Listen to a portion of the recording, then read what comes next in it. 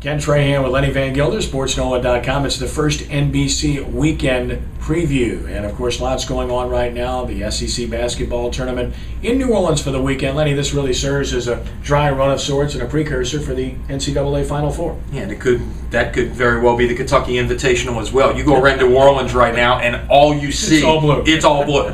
It's all blue, you know.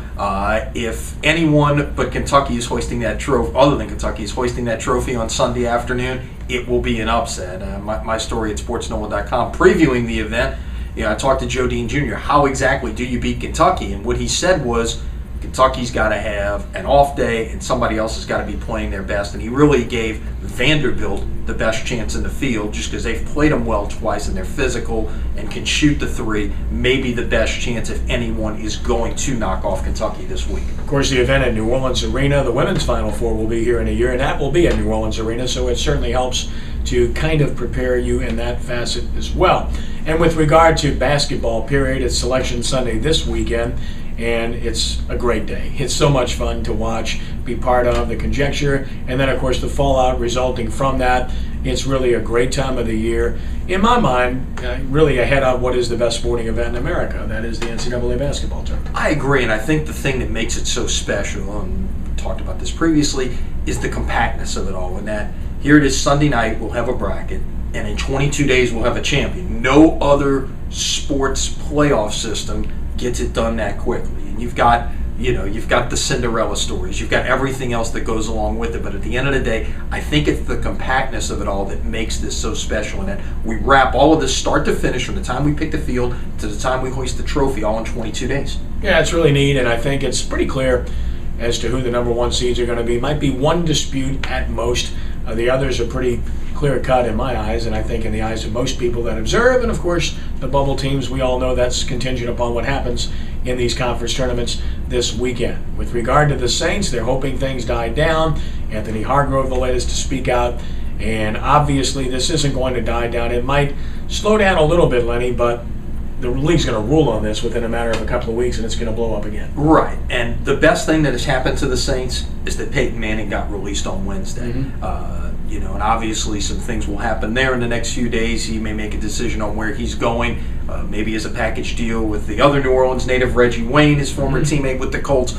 Who knows how that will all shake out, but all of the Peyton discussion as to where he may go has dominated the NFL headlines here, and at least for the moment, put the Saints in the bounty situation a little bit on the back burner. Well, I think it's really going to come down to three teams, unless I'm wrong. I think it will come down to Miami, Arizona, and Kansas City. I think of the three destinations to look for. Reggie Wayne would love to be in Miami. That's where he lives, and he would love to have Peyton packaged there. Miami wants him badly. Arizona, we know, indoors, Larry Fitzgerald, pretty good team, not so strong division, nice outlet. In Kansas City, they've got the money, and they've got a passionate following, and oh, by the way, they were pretty good just over a year ago, so stay tuned where that story is concerned. And then UNO, staying Division I, Lenny, clearly the right decision. Should never have gotten this far in the opinion of most, including myself, and I think Peter Foss showed some real leadership and had all the right things to say. Yeah, and things have been pointing in this direction from moving to the UL system to everybody who is involved in that system being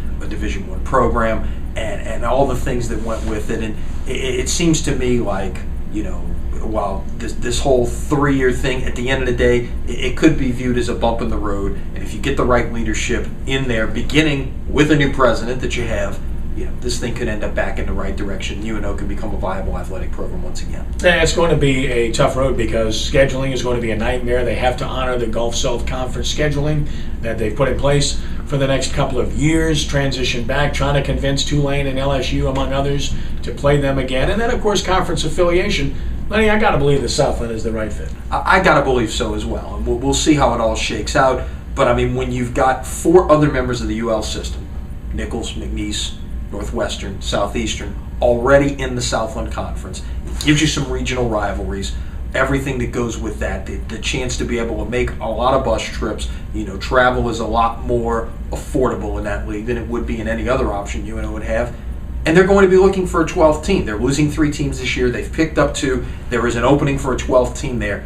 it all makes sense, but it's still got to happen. And Randy Moffat has exacted a lot of influence on this entire process, and of course, he's the president of the UL system, and he would like to see it happen. Stay tuned. I think it's all good. Hornets, of course, continue to follow them on their road trip as they have 2 more games and then back home again, and their roster in a state of flux, but they expect to get a couple of guys back very soon. Lenny, as always, a pleasure. Look forward to a great weekend, and we'll talk to you on Monday. See you then. All right, I'm Ken Trahan. This has been the First NBC Weekend Preview for SportsNola.com.